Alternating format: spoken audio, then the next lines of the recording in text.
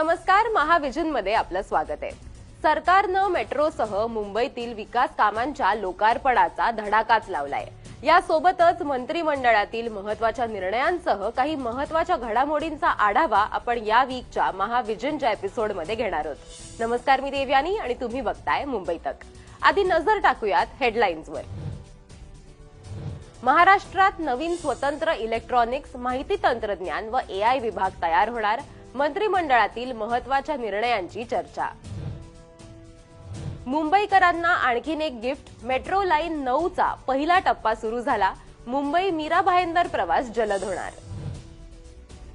Mumbai metro 2B च्या पहिल्या टप्प्याचं लोकार्पण करण्यात आलं।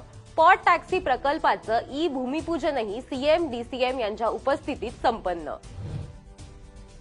नाशिक त्र्यंबकेश्वर सिंहस्थ कुंभमेळा भव्य दिव्य करण्याचा महासंकल्प सरकारनं केलाय। अखिल भारतीय संत समितीची राष्ट्रीय बैठक पार पडली। माझं गाव आरोग्य संपन्न गाव राज्यव्यापी अभियानाची सुरुवात झाली। ग्रामीण जनतेला दर्जेदार आरोग्य सुविधा देण्यासाठी सरकारचा उपक्रम। सुरुवातीला मंत्रिमंडळाच्या बैठकीत काही महत्त्वाचे निर्णय घेण्यात आले, त्याबद्दलची बातमी। महाराष्ट्रात नवीन स्वतंत्र इलेक्ट्रॉनिक्स, माहिती तंत्रज्ञान व एआय विभाग तयार होणार आहे। माहिती तंत्रज्ञान संचालनालय आता इलेक्ट्रॉनिक्स, माहिती तंत्रज्ञान व कृत्रिम बुद्धिमत्ता आयुक्तालय होणार आहे।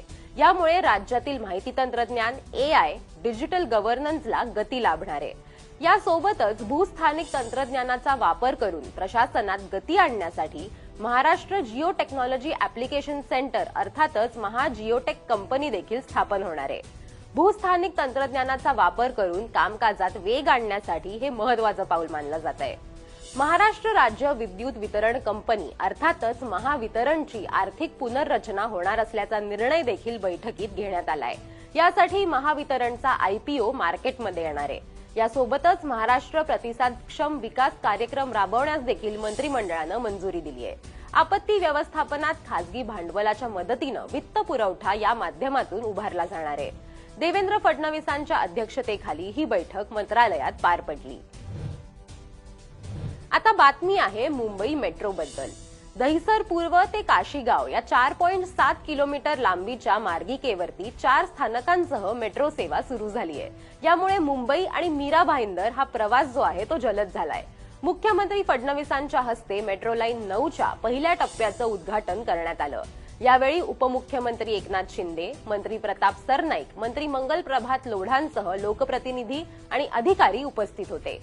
सुमारे 6,607 कोटी रुपये खर्चाच्या या प्रकल्पामुळे सध्याच्या प्रवासाला 1 ते 2 तास लागतात, तो प्रवास आता केवळ 30 मिनिटात पूर्ण होणार आहे। आपण देशामध्ये ऑपरेशनल मेट्रोमध्ये सेकंड नंबरवर आलो। दिल्ली नंतर आता मुंबई हे दुसऱ्या क्रमांकावर आलाय आणि या 2 वर्षांमध्ये खूप मोठ्या प्रमाणात आपले प्रोजेक्ट्स कंप्लीट होतील आणि आपला प्रयत्न आहे की पुढच्या 3 ते 4 वर्षात दिल्लीपेक्षा मोठं नेटवर्क हे आपल्याकडे सुरू व्हावं। एकूणच संपूर्ण एमएमआरचं क्षेत्र हे मेट्रोचं जाळं तयार करून सीमलेस अशा पद्धतीची ट्रान्सपोर्टेशन सिस्टीम या ठिकाणी आपण तयार करतो। या प्रकल्पामुळे वेस्टर्न एक्सप्रेस हायवेवरील वाहतूक कोंडी कमी होण्यास मदत होईल। सध्या मुंबईत 100 किलोमीटरहून अधिक मेट्रो मार्ग कार्यान्वित झाले असून देशात दिल्लीनंतर मुंबई दुसऱ्या क्रमांकावर पोहोचली आहे।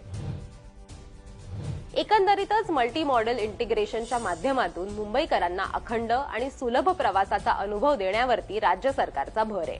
सीएम देवेंद्र फडणवीसांच्या हस्ते मुंबई मेट्रो लाईन 2B मार्गाचं लोकार्पण आणि पॉट टॅक्सी प्रकल्पाचं भूमिपूजन करण्यात आलं। हार्बर लाईनवरून प्रथमच मेट्रोला थेट कनेक्टिव्हिटी यामुळे मिळाली आहे। मेट्रो 2Bचं लोकार्पण आणि देशातील पहिल्या पॉट टॅक्सी प्रकल्पाची मुहूर्तमेढ ऐतिहासिक पाऊल असल्याचं उपमुख्यमंत्री एकनाथ शिंदेंनी म्हटलंय। या सर्व प्रकल्पांमुळे मुंबईतली वाहतूक कोंडी दूर होईल, मुंबईचा प्रवास अधिक वेगवान होईल, मुंबईतलं प्रदूषण कमी होईल, वेळेची बचत होईल, इंधनाची बचत होईल। देशातला पहिला पॉट टॅक्सी प्रकल्पाची मुहूर्तमेढ आज इथं देवेंद्रजी तुम्ही रवलेली आहे आणि त्यामुळे हे आजचा दिवस क्रांतिकारी आहे. 70 किलोमीटरचं जवळपास आपलं नेटवर्क मुंबईत होत आहे आणि आता वरून पण जाणार आपण पॉट टॅक्सीमध्ये. पॉट टॅक्सी म्हणजे लास्ट माइल कनेक्टिव्हिटी. चेंबूर इथल्या देशभक्त NG आचार्य उद्यान डायमंड गार्डन मेट्रो स्थानकात हा कार्यक्रम पार पडला. यावेळी उपमुख्यमंत्री सुनेत्रा पवारांसह लोकप्रतिनिधी आणि अधिकारी उपस्थित होते.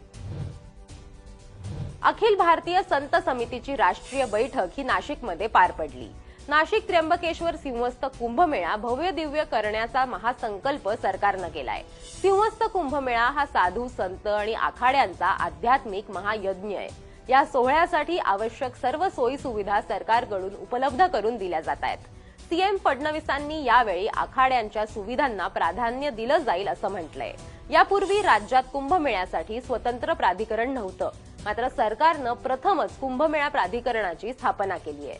मागील कुंभमेळ्याच्या तुलनेत यावेळी 10 पट अधिक भाविक येण्याची अपेक्षा असून त्यानुसार सर्व आवश्यक सुविधा पुरवल्या जातील असंही फडणवीसांनी यावेळी सांगितलंय. या बैठकीला मंत्री गिरीश महाजन, मंत्री दादा भुसेंसह लोकप्रतिनिधी आणि संत महंत उपस्थित होते. महाराष्ट्राच्या ग्रामीण भागाचा चेहरा मोहरा बदलण्यासाठी आणि ग्रामीण जनतेला दर्जेदार आरोग्य सुविधा देण्यासाठी राज्य सरकारनं माझं गाव आरोग्य संपन्न गाव हे राज्यव्यापी अभियान सुरू केलंय. जागतिक आरोग्य दिनाच्या निमित्तानं याचा शुभारंभ मुख्यमंत्री देवेंद्र फडणवीसांच्या हस्ते करण्यात आला.